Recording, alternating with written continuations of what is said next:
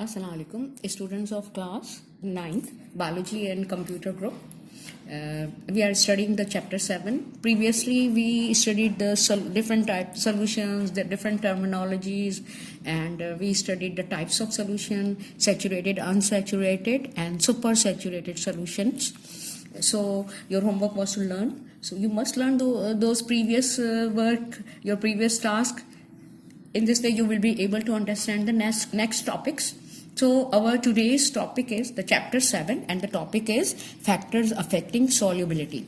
Factors affecting solubility. Now you know what is solubility. Solubility is the amount of solute dissolved in 100 gram or 100 ml of solvent to form a saturated solution at a particular temperature or a given temperature. And saturated solution is that solution in which maximum amount of solute is dissolved, that is no more solute can be dissolved in it at that temperature or a particular temperature. Now our today's topic is factors affecting solubility. So there are three main factors which are affecting the solubility. First is the temperature, pressure, nature of solute and solvent. Temperature, pressure, nature of solute and solvent. The first factor is temperature. So the temperature and solubility and temperature. That is what is the effect of temperature on solubility. The solubility of solid in liquid or partially miscible liquid increases with increase in temperature. Solubility of solid in liquid, for example, NaCl, that is stable salt dissolved in water, or sugar dissolved in water. And partially miscible liquids means the liquids which are mixed or which can be dissolved or mixed with each other, partially but not completely dissolved with each other. And so these are known as a partially miscible liquid. So the solubility of solid in liquid or partially miscible liquids increases with the increase in temperature. It will be very clear from the example. Consider the solubility of sugar in water. Solubility of sugar in water. At 0 degrees centigrade, the solubility of sugar in water is 79 gram per 100 ml water. That is, at 0 degrees centigrade, 179 gram of sugar can be dissolved in 100 ml water.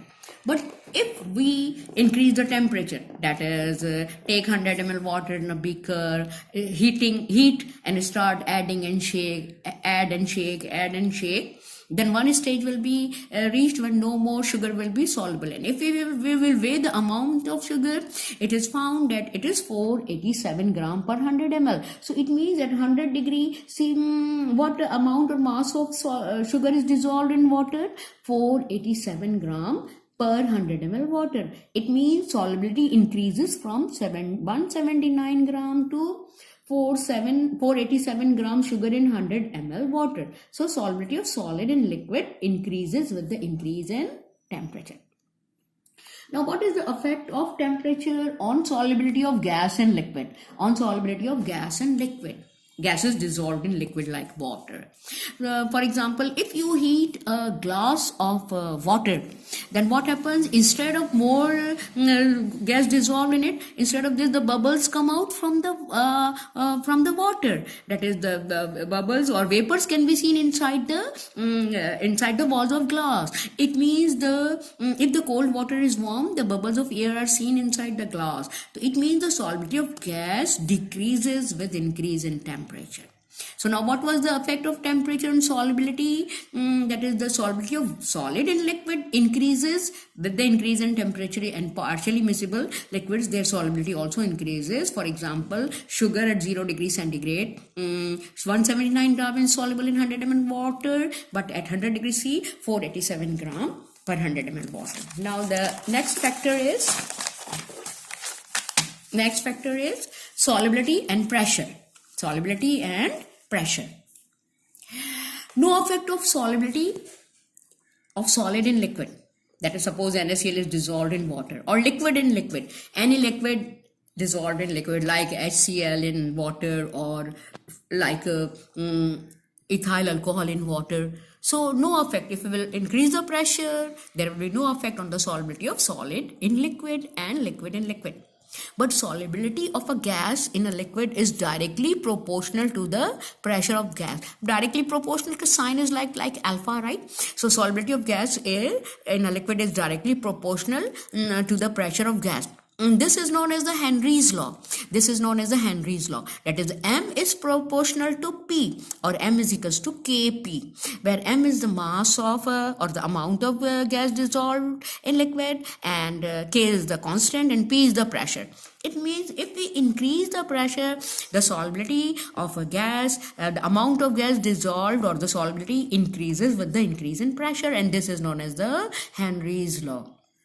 A very example which you have seen in your common life, you are very many of your students are fond of soft drinks, cold drinks like Coca-Cola, Pepsi, 7-Up. These are bottled under CO2 pressure slightly greater than 1 atm. It means that the carbon dioxide is filled with the pressure in these soft drinks or fizzy drinks, and with the flavor and phosphoric acid and colors, etc.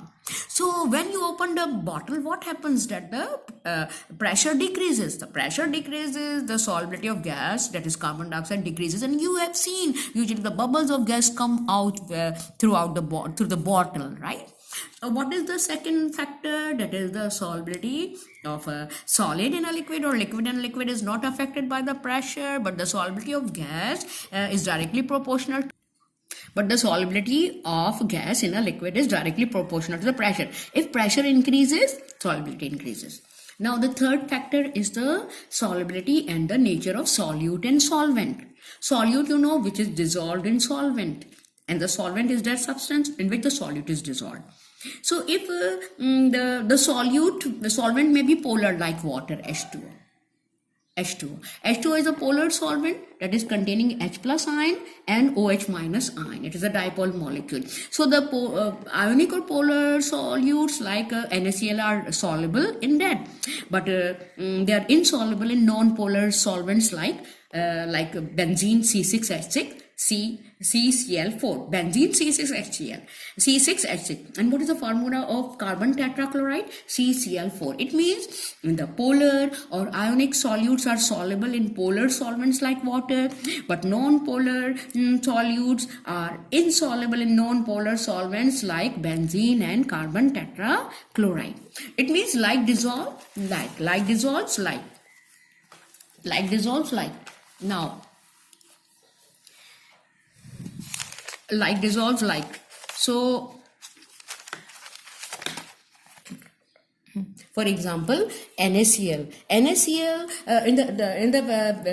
the exams question papers, in the board's examination paper, it is asked give the reason why NaCl is insoluble in petrol or benzene, but it is soluble in water, because NaCl is ionic compound. When it is dissolved in water, you know, NaCl ionizes to give the Na plus and Cl minus ion. So when it is dissolved in the polar solvent like water, which also in the water is present the H plus and OH minus ion, so it is soluble in this, but it is insoluble in non-polar solvents like petrol or like benzene, because like dissolves like. So ionic or polar solutes like NaCl are soluble in water, but they are insoluble in non-polar solvents like petrol or benzene, that is like dissolve like.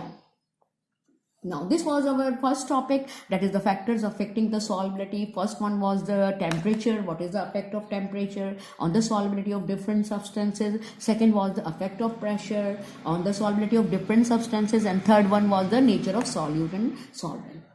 Now we will start another topic.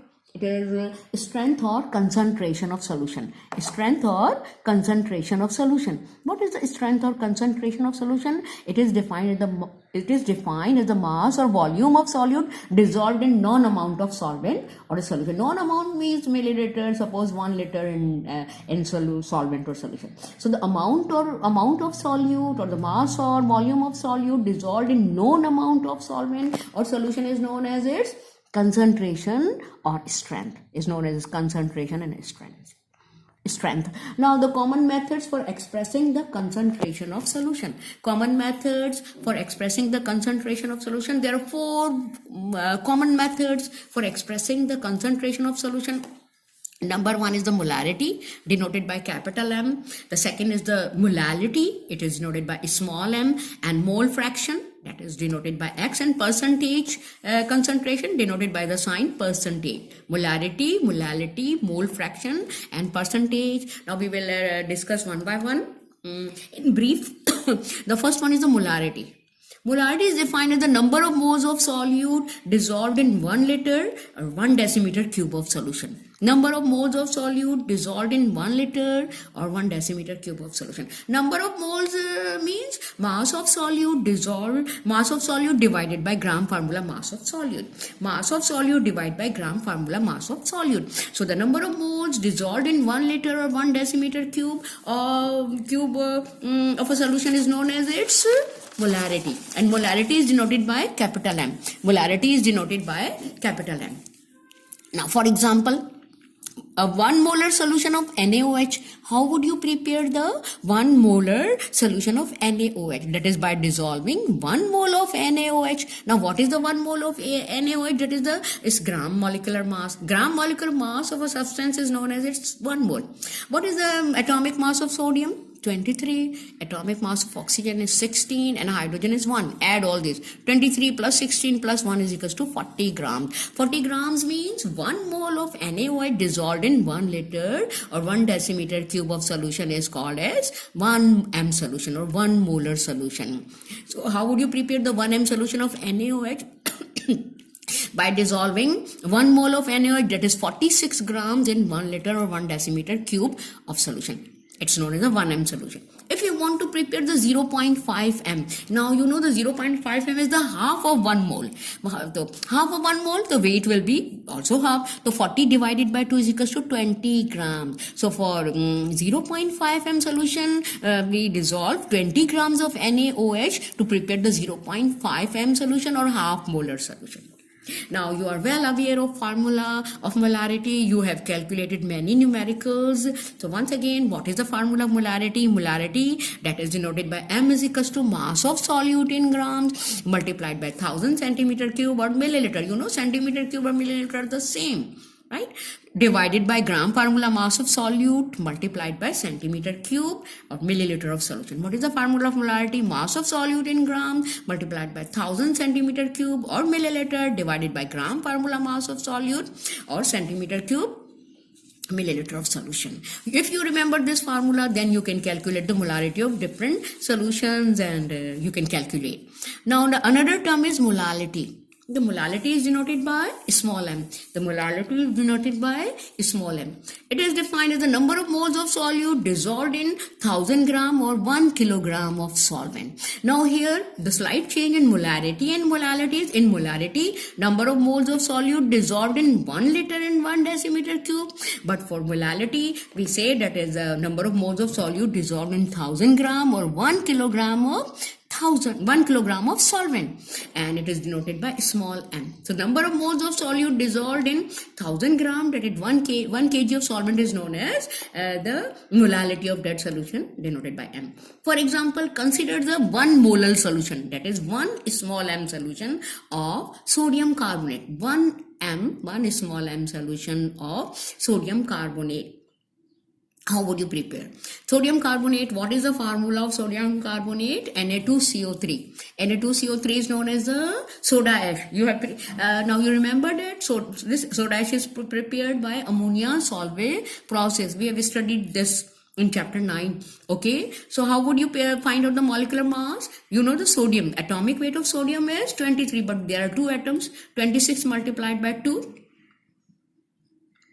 23. Atomic weight of sodium is 23. 23 multiplied by 2 plus 1 atom of carbon, 12 plus 16 atomic weight, 16 multiplied by 3. So what is the answer? 23 multiplied by 2, 46, 12 plus 16, 3 is 48.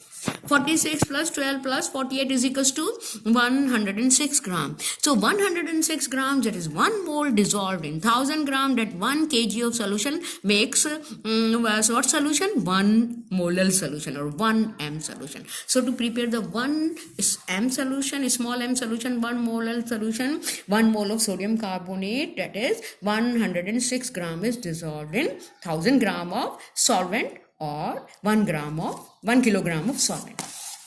Now again the formula of molality. What is the formula of molality?